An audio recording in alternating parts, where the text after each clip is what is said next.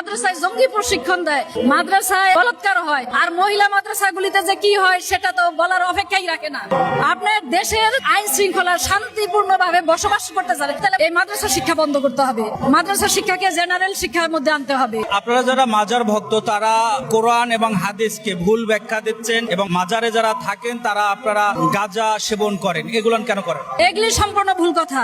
আমরা কোরআনের অনুযায়ী চলি। আমরা আল্লাহ বলছে যে কোরআন স্বয়ংসম্পূর্ণ, কোরআন স্বয়ংসম্পূর্ণ। কোরআন বুঝতে অন্য কিছু লাগে না, হাদিস লাগে না। হাদিস বানাইছে উমাইয়া এবং আব্বাসীয়রা, এরা হাদিস বানায় নিজের এই ধর্মটাকে ব্যবসা বানাইছে। কোরআন অনুযায়ী চললে তো ধর্ম ব্যবসা হইতে পারে না। ধর্মকে ব্যবসা করার জন্য এরা হাদিস তৈরি করছে নবীর নাম দিয়ে। আল্লাহ নিজে বলছেন এই কোরআনই হইছে সম্মানিত রাসূলের বাণী, সম্মানিত রাসূলের হাদিস। হাদিস হইল বাণী, হাদিস আরবি শব্দ, এটার শব্দের অর্থ বাণী। কোরআন ছাড়া তো অন্য কিছু দরকার নাই। এই হাদিস তো সম্পূর্ণ ভুয়া। 5ই আগস্টের পর থেকে এখন পর্যন্ত 120